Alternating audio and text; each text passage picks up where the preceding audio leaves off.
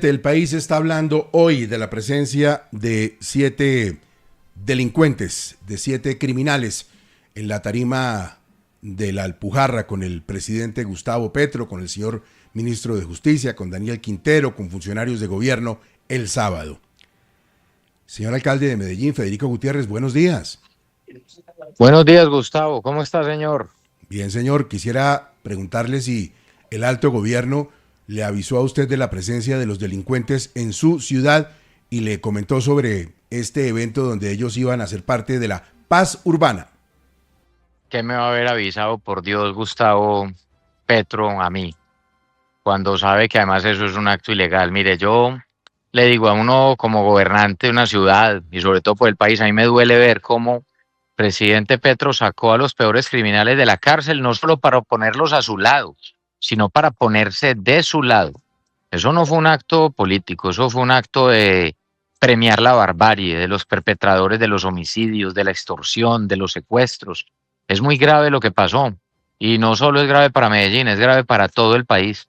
Esa es la tónica del gobierno, ponerse de parte de los peores criminales y desconocer a las víctimas y desconocer a la ciudadanía y desconocer a quienes sí nos hemos hecho elegir justamente por el voto popular.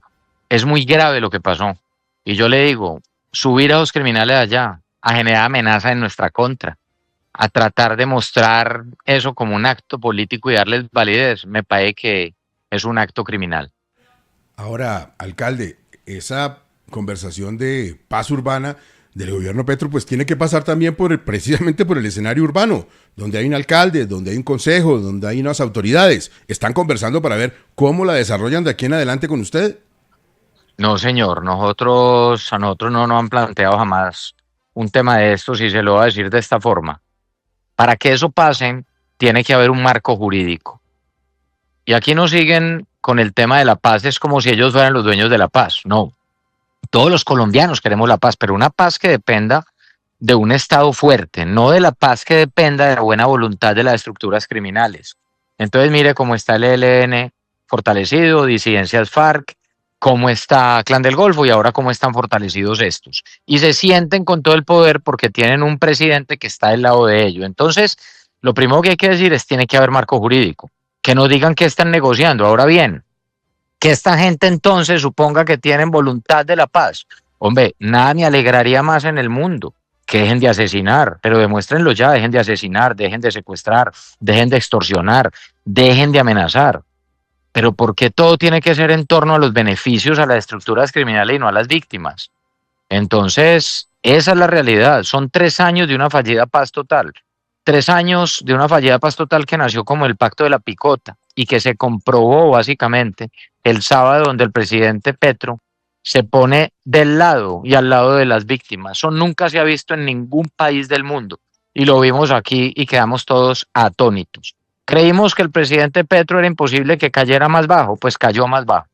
Es la degradación no solo en lo personal, sino también en lo institucional. El odio lo mueve y nos pone en riesgo a nosotros. Se pone al lado y del lado de las estructuras criminales, básicamente para avalar esas amenazas que nos hacen permanentemente. Alcalde, yo recuerdo que contamos aquí en exclusiva en 6 AM sobre unas amenazas de muerte que usted estaba recibiendo precisamente de líderes criminales de la cárcel de Itagüí. ¿Alguno de los que hicieron presencia en esa tarima de la Alpujarra está implicado en esas amenazas de muerte en su contra?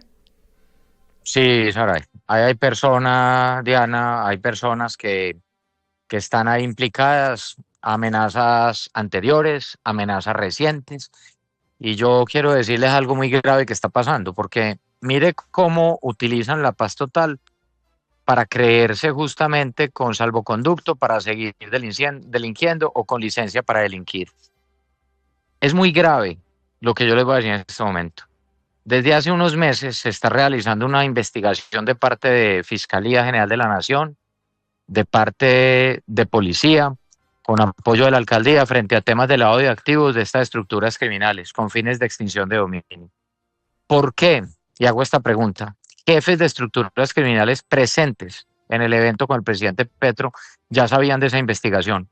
Ponen en riesgo a fiscales, ponen en riesgo a jueces, nos ponen en riesgo a nosotros.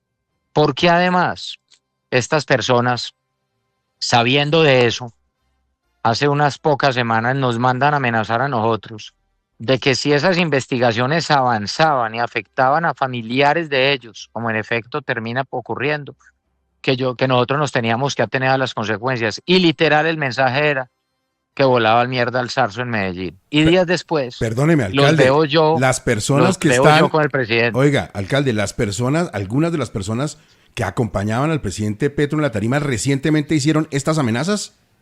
Sí, señor.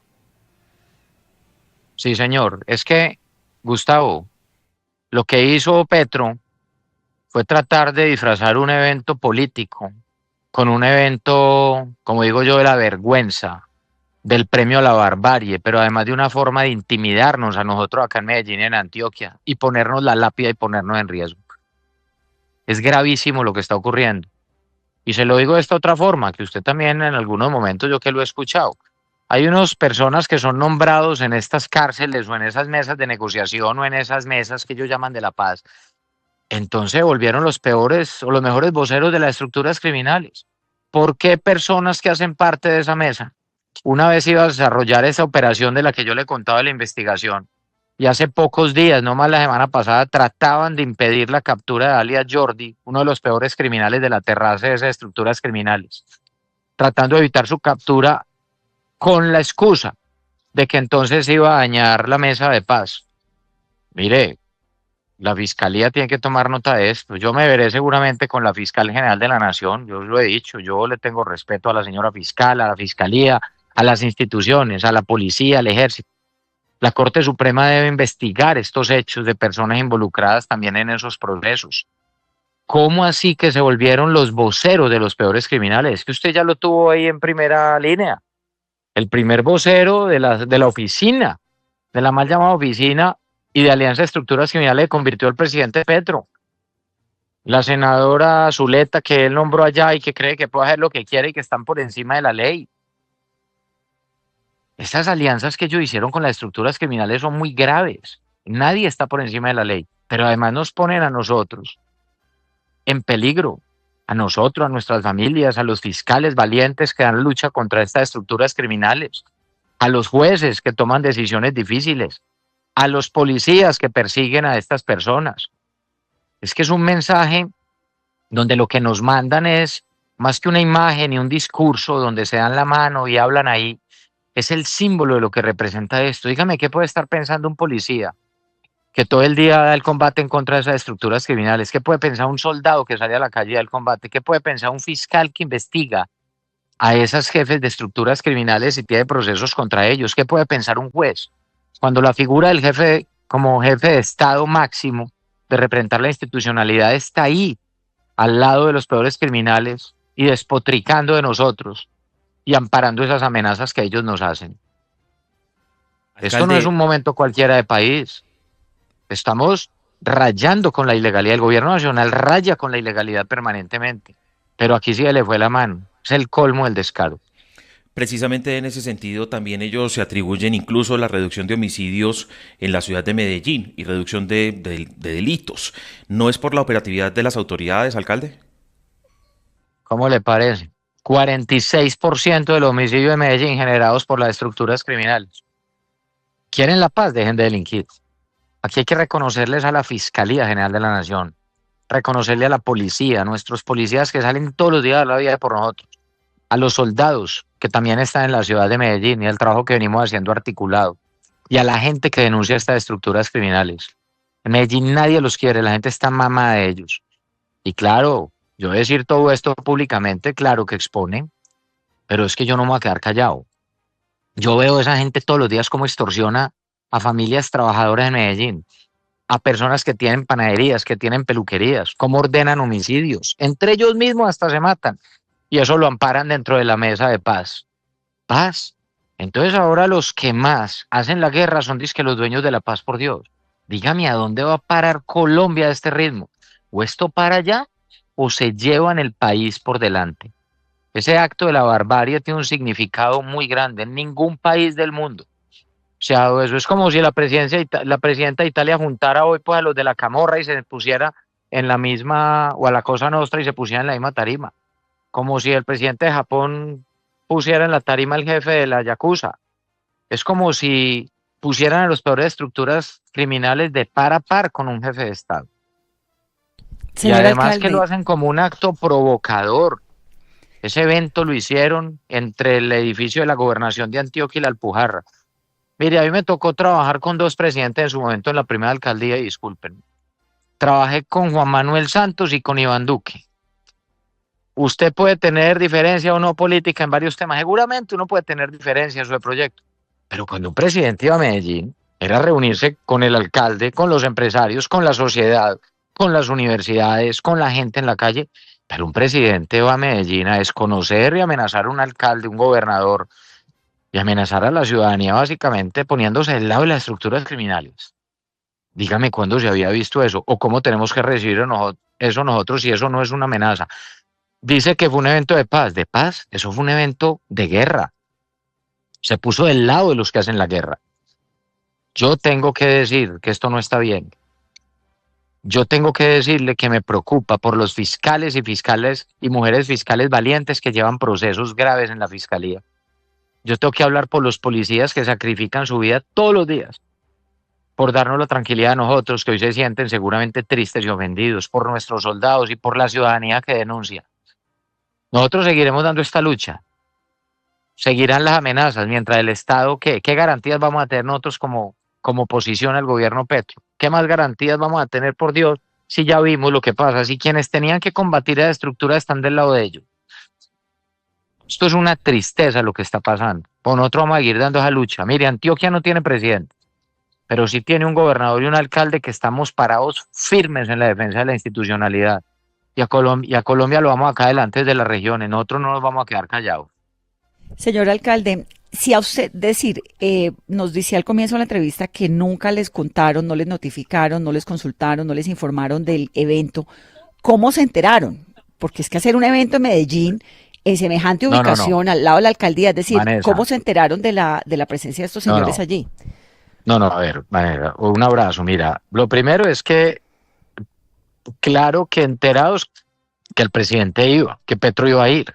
Claro que enterados que el evento lo iban a montar como un símbolo de provocación entre la alcaldía y la gobernación y el Palacio de Justicia que queda al frente. Claro que sabíamos esto, lo que yo jamás en la vida me iba a imaginar. Por más que sé que están del lado de los peores criminales, es que iban acá los peores criminales de la cárcel para ponerlos al lado y ponerse del lado de ellos. Nos enteramos como se enteró el país, a través de los videos, a través de la televisión nacional, donde les dan vocería a nivel nacional para que entonces nos amenacen en público, básicamente intimiden en público. Porque es que usted cómo interpreta que un jefe de estructura criminal diga que yo como alcalde me atravieso justamente a los deseos de paz de ellos. ¿Usted cree que es que nosotros, que son las monjitas de la caridad? ¿Cuántos muertos tienen a cuesta? ¿Qué se les da a ordenar asesinatos como lo han ordenado tantas veces en mi contra? Y como llegan amenazas día a día o como amenazan a la gente. ¿Cómo cree que se sienten las familias? ¿Cómo creen que se siente uno dando esta lucha y esta pelea uno solo? No solo del lado de la fiscalía, de la policía, del ejército, pero sintiéndonos ya no solo desprotegidos por un gobierno nacional que se entrega. Mire, Petro hace poco ondeaba la bandera de la muerte cuando decía libertad o muerte y luego la exponía en su escritorio en Palacio. Luego decía en un evento incitando odio que el pueblo borraría a esos congresistas que no votan las cosas como él quiere. Y días después atentaban contra Miguel Uribe, que hoy se debate entre la vida y la muerte. Dígame, ¿qué más podemos esperar nosotros después de esos actos públicos que realiza el presidente al lado de las peores estructuras criminales? ¿Cómo no se van a sentir con licencia para matar? Y claro que hay riesgo, tenemos un riesgo grave, pero lo tiene la ciudadanía que está día a día expuesto a esas bandas criminales. Es una tristeza y un dolor lo que está pasando. Es el acto de la vergüenza y del premio de la barbarie. Es el alcalde de Medellín, Federico Gutiérrez. Mire, alcalde, antes de despedirnos, ahorita Juan Carlos nos va a explicar, pero yo tengo que preguntárselo porque entonces hay oyentes que dicen, ¿por qué no le pregunta lo de la lotería de Medellín, del señor que trabajaba allá y su esposa se ganó una millonada de plata? ¿La lotería de Medellín depende o no de la alcaldía? En lo absoluto depende de la alcaldía. No tiene nada que ver la lotería de Medellín con la alcaldía de Medellín como lo quiere hacer ver. Petro, que además es el mayor difusor de fake news hoy en el país, tratando de desviar este tema. Trata de relacionar lo que pasó supuestamente en la Lotería de Medellín conmigo. No tengo nada que ver con la Lotería de Medellín. Nada, absolutamente nada. Es más, ni compro la lotería, ni juego chance, ni juego nada. Yo nada de eso. Y menos nombro personas allá. Estamos viendo un presidente que todo el día lo que quiere es mentir y a través de sus sicarios digitales tratando de imponer mentiras como verdades. Y se lo digo de manera muy clara, nada tengo que ver. Alcalde, muchas gracias, muy amable. Buen día para usted. Un abrazo y gracias. A ver, Juan Carlos, ¿cómo es el cuento de la Lotería de Medellín? Que pues claro, lleva el nombre de Medellín y todo el mundo inmediatamente mira hacia la alcaldía. Claro, es una entidad descentralizada que antes se llamaba Beneficencia de Antioquia o Benedan y hace algunos años cambió su nombre a Lotería de Medellín. Es una entidad descentralizada de la Gobernación de Antioquia. Depende directamente y su nombramiento viene desde la Gobernación de Antioquia. Y lo que pasó allí es que Rubén Darío Callejas, un subgerente que tenía la lotería hasta el mes de mayo, pues compró un billete de lotería en homenaje a las madres a comienzos del mes. Se lo regaló a su esposa y resultó que fue el ganador de un premio seco de 1.000 millones de pesos. La lotería informó que el boleto fue adquirido el 9 de mayo y en fin de garantizar la transparencia, ordenó una auditoría forense para verificar la legalidad de todo el proceso y, dentro del plazo permitido en la ley, el pago del premio que fue entregado a los ganadores. Según versiones preliminares, Rubén Darío Callejas habría decidido renunciar a su puesto de trabajo por no estar de acuerdo con la manera como se ha llevado a cabo la investigación. La lotería confirmó que no se encontraron irregularidades en el proceso tras realizarse esas auditorías internas, pero además analizaron más de 10 horas de video también en esa misma auditoría, una auditoría forense que no encontró irregularidades. Precisamente allí Rubén Darío Callejas también se ha pronunciado y se ha indicado que no tuvo ningún tipo de irregularidad y lo que realmente ganó fue uno de los premios secos por 1.000 millones de pesos y no de 16.000 millones como se había también tergiversado. Pero vamos a una cosa, Juan Carlos. Sí, señor. Si yo voy a hacer una actividad en Caracol Radio para premiar a alguien, entonces que mi esposa participa en la actividad o yo mando un correo y digo es que yo tenía derecho a participar. No me vengan con ese cuento tan chimbo. El señor ni podía comprar por cuestiones de moral, de ética, su lotería, ni mucho menos regalársela a su esposa. Cómprele otra cosa, cómprele el baloto, cómprele otra lotería, regálele la plata. La de Boyacá. Eso es un cuento que no me va a tragar yo ni el país. El señor no tiene una conducta ética y su familia tampoco. No se puede ganar 1.000 millones de la lotería donde él trabaja, Juan Carlos. Sí, es que es obvio que cuando uno hace, incluso eso está muy claro y en todas las entidades se hace, cuando hay una premiación, cuando hay algo de dinero, cuando hay algún tipo de premio, pues los primeros que están limitados a poder participar son las mismas personas de esa entidad y ahí es donde está la gravedad del asunto. Que él era subgerente, pues así lo haya comprado él, porque además él fue el que la compró, que es lo más complejo de este tema, se lo regala a su esposa, pues es lo que él indica, y allí lo que hay es un proceso también de investigación por la manera como se adquirió el billete o la rifa. Es lo que ha dado la auditoría forense. Lo ético y lo moral, por supuesto que nunca debió ocurrir que un funcionario de la Lotería de Medellín lo juegue y además pues cae la suspicacia también de que se gane un premio independiente si es de 16.000 millones o de 1.000 millones de pesos. Es mucho el dinero que obviamente ha recibido esta familia por esta premiación. Pero además el descaro. No, tranquilos que no fueron 16.000, solo fueron 1.000 millones de pesos. ¿Usted sabe lo que son 1.000 millones de pesos? Perdóneme, yo no sé, pero yo no soy rico. Yo con 1.000 millones de pesos hago muchas cosas. No, y posibilidades de que lo devuelva en un acto de ética si lo primero que salió fue a dar excusas. La verdad es que sí, que mar de dudas sí hay, total. Devuelva la plata, si es tan honesto, devuelva la plata. Devuélvasela a la fundación, devuélvasela a la gobernación de Antioquia. Eso no es tener moral, eso no es tener ética. No, qué suerte tan berrionda.